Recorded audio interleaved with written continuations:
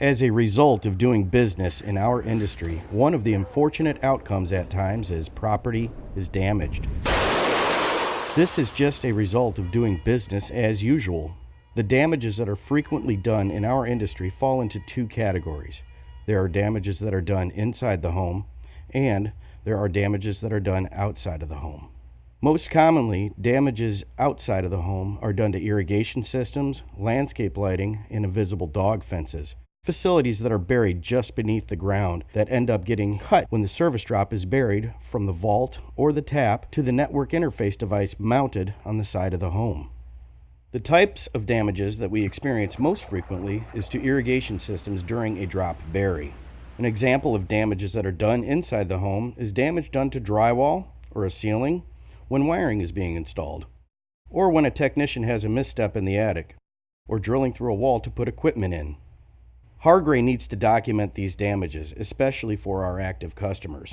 We keep an accurate history of the Hargray services that are working in their home, and if we have damaged something, we must have an accurate record of the damages as well. We also want to do this for our non-customers. The manner in which we handle the damages to the properties is equally important because it reinforces our integrity and encourages promoters of our brand. There are different ways that damage can be reported, via email or by telephone. Internal colleagues and customers can report damage by calling into our Technical Assistance Center and having a technician enter the damage ticket, or they can send in an email. We now have a specific email address that can be used to send in all the pertinent information for creating a damage ticket.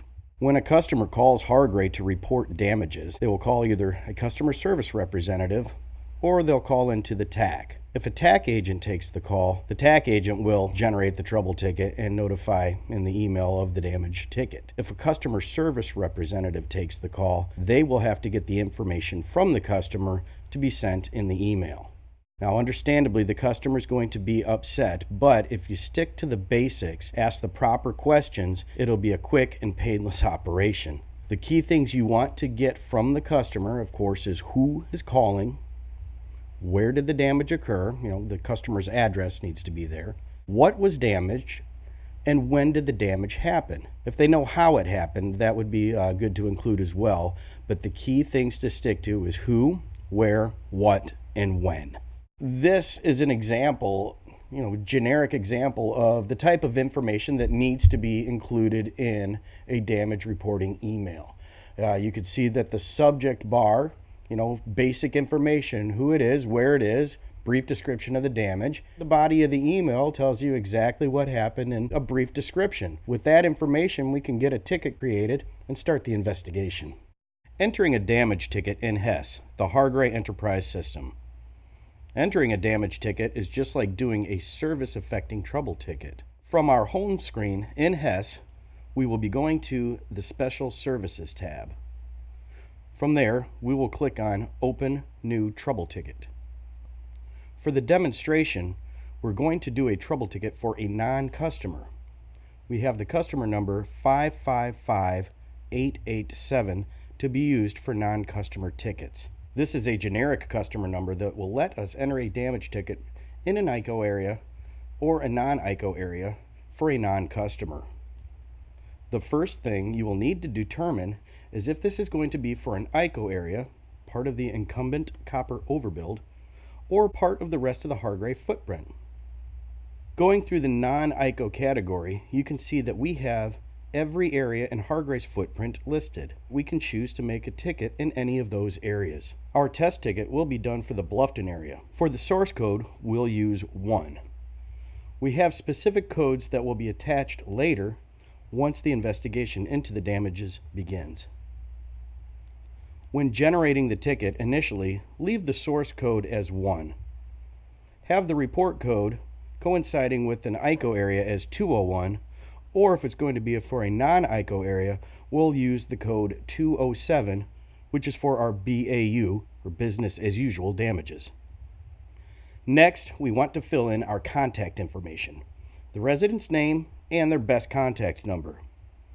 For a non-customer, the email address is not needed. We do not need an email address for a non-customer. What is needed is the customer's address to be in the comment bar, and then a brief description of the damage. We do not want extensive notes in this section, just a brief description of the damage type, and most importantly, the first thing should be their address, which we will also copy and paste into the group dispatch below.